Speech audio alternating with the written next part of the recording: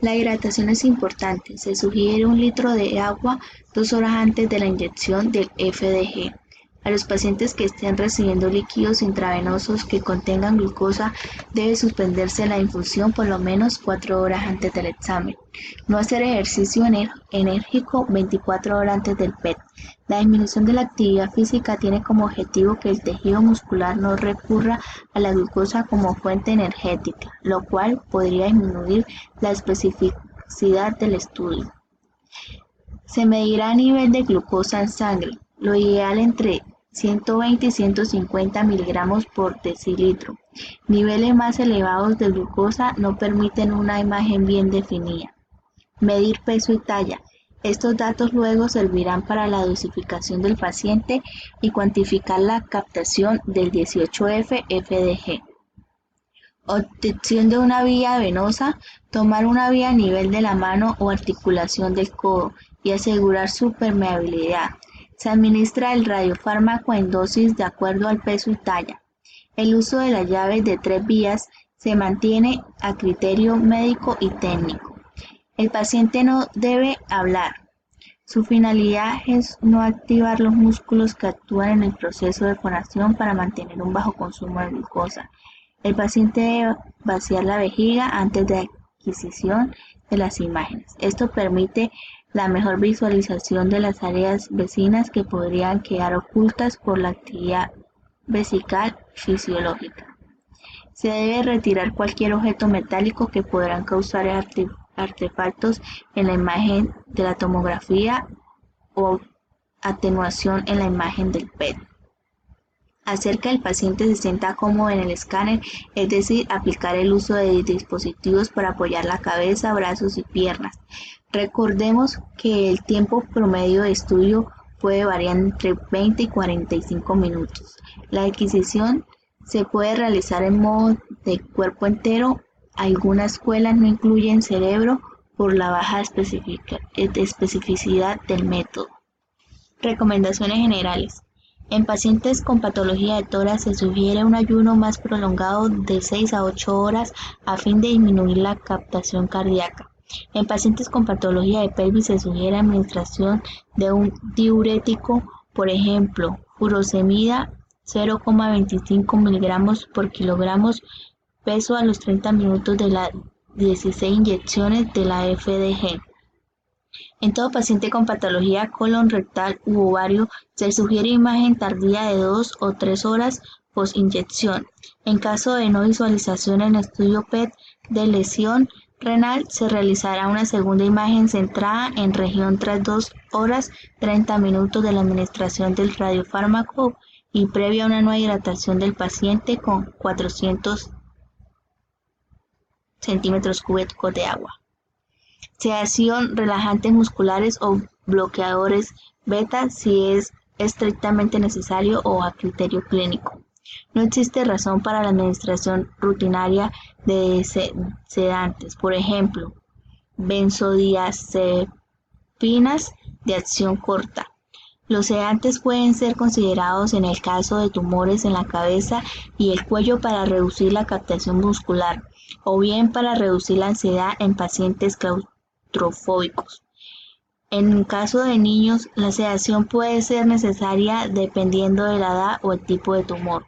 Un intervalo mínimo entre la última dosis de quimioterapia y el estudio de PET debe ser de 10 días, si es posible, o lo más cercano a la administración del siguiente ciclo de tratamiento como sea posible. El paciente debe tener la capacidad de permanecer inmóvil en el PET o sistema PET durante el examen 20 a 45 minutos.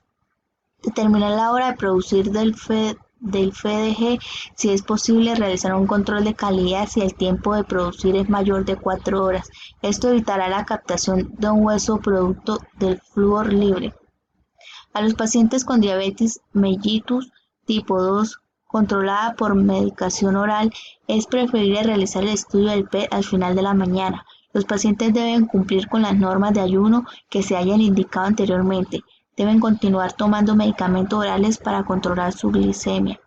En los pacientes con diabetes mellitus tipo 1, insulino dependiente, idealmente debe intentarse alcanzar los valores normales de glicemia antes del estudio PET. El estudio de PET debe ser programado al final de la mañana. El paciente debe ingerir un desayuno normal a las 7 de la mañana y se inyectará la dosis habitual de insulina. El intervalo entre la administración de la insulina y la administración de la FDG será mayor de 4 horas. Posteriormente, el paciente no debe consumir más alimento ni líquido aparte de la cantidad indicada de agua. En caso de embarazo o lactancia, el procedimiento no debe ser realizado y deberá ser aplazado hasta la terminación del embarazo. El riesgo de hacer estudios en estas personas deberá ser evaluado junto con los beneficios. El periodo de lactancia se puede reanudar en 24 horas después de la inyección. La reacción al niño viene mayoritariamente de la exposición de la madre y menos de lo secretado en la leche materna. Por esta razón, durante el periodo de tiempo de 24 se debe limitar el contacto con menores. En caso de estar en un periodo de lactancia, se puede planificar hacer una reserva de leche materna para utilizar durante el tiempo que no se pueda de lactar. Ayuno e ingesta de sólidos y bebidas. El paciente puede tomar sus medicamentos habituales de la mañana acompañados de agua. En el cuestionario se necesitará una lista detallada de las medicinas que se encuentra tomando. Si se administra insulina, la misma tendrá que ser administrada mínimo 2 horas o más antes del examen. Es obligatorio que los pacientes ayunen. Pueden beber agua pura por al menos 6 horas antes de la administración de F18-FDG para reducir los niveles de glucosa y reducir los niveles de insulina hasta alcanzar niveles basales. El paciente no debe consumir cafeína, té, nicotina, bebidas energéticas, alcohol al menos 24 horas antes del examen. Se deberán evitar los alimentos etiquetados como descafeinados. La hidratación con agua o soluciones intravenosas salinas, normalmente 0,9%, deberá tomar lugar antes y después de la inyección. Evitar consumir dulces, goma de mascar, chicles, a pesar de ser etiquetados como libres de azúcar, por al menos 6 horas antes de la administración y durante el tiempo de espera después de la inyección. Pacientes con vías de fluidos intravenosos contenidos destrozas o alimentación parenteral deberán también interrumpir por 6 horas, a menos de que esto represente un riesgo de estado del paciente. El paciente debe evitar estar en ambientes como temperaturas muy bajas por 48 horas antes del examen. El paciente evitará el esfuerzo físico en general, incluyendo el levantamiento de pesas por 24 horas antes del examen. En caso de administrar material de contraste, se deberá tomar en cuenta alergias al mismo. El material intravenoso no deberá ser administrado si los niveles de creatinina son mayores a 2.0 miligramos por decilitro. Mencionaremos el procedimiento específicos para el PET oncológico no cerebral. Duración del procedimiento aproximadamente 1 hora y 40 minutos. Radiofármaco dosis vía flúor 18, fluoruro 2 deoxiglucosa, F18 FDG 10-20 milicurio de acuerdo al peso. Información pertinente al procedimiento. Entrevista. Pedir al paciente guardar todos sus objetos metálicos removibles en el área de pacientes. Confirmar si el paciente ha seguido la preparación. Preguntar si existe historia de diabetes y a la hora de la última comida. Monitorear niveles de glucosa aceptables. Los niveles aceptables deben ser menores o iguales a 130 miligramos por decilitro. No se debe proceder si la glucosa es mayor a 130 miligramos por decilitro. Se debe consultar al médico del servicio antes de bajar la glucosa de un paciente diabético. En diabetes tipo 1, hacer el estudio en la mañana después de haber desayunado. En diabetes tipo 2, podría darse la administración de insulina de acción lenta en la mañana. Conocimiento de la historia clínica, incluyendo el tipo y el sitio del tejido maligno o con condición, fecha de diagnóstico y tratamiento, administración de medicamentos y otras condiciones recientes, inyecciones, accidentes. Preguntar o evaluar si el paciente es capaz de estar 15 a 30 minutos quieto en una sola posición. Preguntar si el paciente sufre de claustrofobia. Si es así, se puede visitar el escáner en compañía del paciente para evaluar si es necesario el uso de medicamentos para proseguir con el examen de suministro. Alprazolam 0.25 miligramos o losarcepan 1 miligramo por su acción corta. Se debe investigar si el paciente se encuentra tomando sedantes o antidepresivos. Preguntar y evaluar si el paciente puede mantener la posición requerida. Brazos sobre la cabeza para el examen. Antes de la inyección. Pedir al paciente no hablar mucho o mantener conversaciones 5 minutos antes de la inyección y 20 minutos después de la inyección. Aparte de las otras consideraciones, la inyección se deberá poner en el lado contralateral de lesiones no metastásicas localizadas. Ejemplo, cáncer de seno izquierdo se inyecta en el brazo derecho. Para la vía se deberá desinfectar en el área con alcohol. Se utilizará un catéter plástico en el rango de 21-25, llave de 3 vías, 110 centímetros cúbicos, de solución salina, esparadrapo y se deberá comprar la vía con solución salina.